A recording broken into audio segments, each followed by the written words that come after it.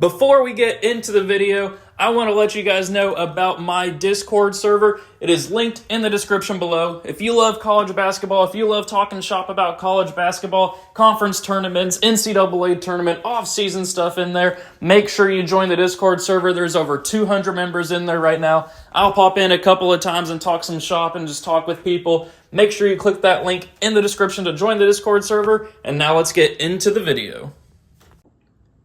Sup guys, it's Alex here, and welcome to the Pac-12 tournament predictions video. This will be the last Pac-12 tournament that ever happens after all the conference realignment, with everybody kind of going out different places.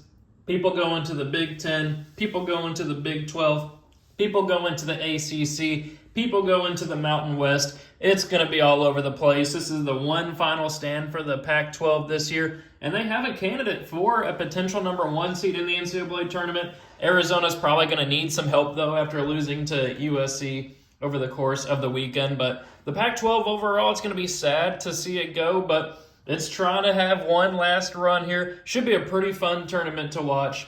And this is also the last tournament predictions video that I'm doing. If you haven't checked the previous ones out already, I've done the SEC, ACC, Big East, Big 12, Big 10, Mountain West, Atlantic 10, and now the Pac-12. So we have reached our conclusion on the tournament prediction videos.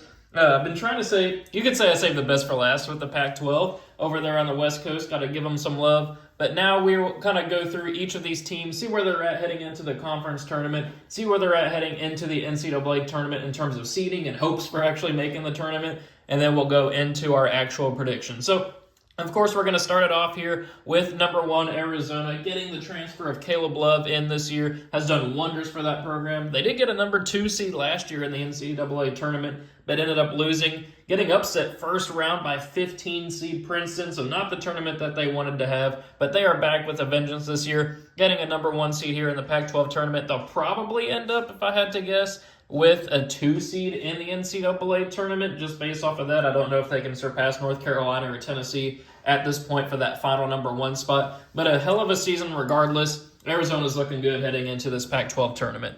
Then you got 2 seed Washington State, an absolute surprise there for the Cougars. It's been very impressive to kind of see them go throughout the course of the season from a team that nobody was really considering. I honestly don't even remember the last time that Washington State made the tournament. But now they're being projected as a 6 seed in a lot of brackets, some even as a 5 seed. So congratulations to Washington State. They've been absolutely killing it this year. A team you got to keep an eye out for once the tournament comes around, because on a national stage, I'm not sure if the general public's going to give them the respect that they deserve. So it could be an opportunity for a lot of you in the bracket pools to pick Washington State to move forward when other people are picking upsets. That could be a spot for a 5-12 upset that a lot of people like to pick. But do not disrespect the Cougars there at all. Then we have 3 seed Colorado, a team that had high hopes heading into the season with Cody Williams, who was a projected top 10 pick in the NBA draft. Kind of fell off once January came around, kind of late December, early January. But here, as the season's kind of come to a conclusion, they are finally starting to turn it on. I believe they're on a 6-game win streak right now, right there on the bubble. I don't think they'd be in the tournament if it were to happen today, but as of right now, I'd say they're probably in about 4 or 5 teams out of the tournament, kind of at the last 4, the first 4 out, the last position of that, and kind of the first position of the next 4 out. So still have work to do if you're Colorado, but you're in a much better position now than you were in about a month ago. So, in terms of actually making the tournament, they need to beat Washington State, that's for sure. And then if they were to beat Arizona or Oregon, obviously they'd be in as an auto bid. So for them, it's pretty much have to win against Washington State. I honestly don't think it would be enough to get them into the tournament at this stage. The auto bid's probably the safe. It is obviously the safest route to the tournament for them, but we'll end up seeing if they can make the tournament with the win against Washington State. If they can't beat Washington State, it's not going to matter anyway. So then you have number 4, Oregon, kind of like Colorado. They've lived on the bubble the entire season. As of right now, they'd definitely be out. I'd say they're probably about 8 or 10 teams out at this stage, and so they're going to have to beat Arizona. Honestly, at this point in the season, too, I don't know if that would be enough, similar to Colorado there. It would be a heck of a win. It'd probably get them at least to the first 4 out, but I don't know if that would actually win. Similar to Colorado, it's going to take them winning this conference tournament to probably make the Pac-12, or to make the NCAA tournament. And really, that's the case for pretty much every other team in this bracket. I'd say the Pac-12 really only has 2 locks in Arizona and Washington State, 2 maybes in Colorado and Oregon, and then you have 2 like outside hopefuls with UCLA and Utah. Utah's probably a little closer at this point, but really from everybody from Oregon on down, you have to win basically this Pac-12 tournament to make the NCAA tournament. Colorado's right along there. I mean, you'd love to win the tournament regardless, but I don't think they'd be in with just a win over Washington State. Then we'll take a look at UCLA and Utah here. Utah was a team that had a great start to the season, but lately they've been absolutely terrible on the road, especially. I think they're 1-9 in their last 10 games on the road, something crazy like that. But they've played their way out of the tournament over the past month and a half or so. They're on the outside looking in. As I kind of mentioned, they pretty much need to actually win this tournament to make it into the NCAA tournament. Same thing with UCLA, just not really an impressive resume from UCLA. They need to win the tournament to actually get in. 5 seed in the Pac-12 is pretty good, but they have some work to do, that's for sure. And then you get to Washington and USC up there. Actually, I skipped California. California team, pretty good season overall, I would say, for California. Obviously, they're not really that close to making the tournament. But in terms of where they were last year, where they were fighting against Louisville for like the worst power conference team, that's a heck of a turnaround to get the 7th seed here in the Pac-12. So congratulations, California. Maybe they can make a run here in this tournament. But then you have Washington and USC. There were high hopes for Washington this season, and at one point it looked like they were going to be a tournament team with former Kentucky players Xavier Wheeler and Keon Brooks, but it's just not looking like that team's going to do good. I want to say maybe Brooks was out for the season. Maybe I'm wrong on that piece, but they've kind of faltered down the stretch, ending up as an 8 seed here. Got to win this tournament to make the NCAA tournament. And then you get to USC. Probably the biggest disappointment out of any of these teams this season. Actually, it's not even maybe. It's for sure the biggest disappointment. Preseason top 15 team, had a ton of hype going in with Boogie Ellis, Isaiah Collier, and Bronny James, of course.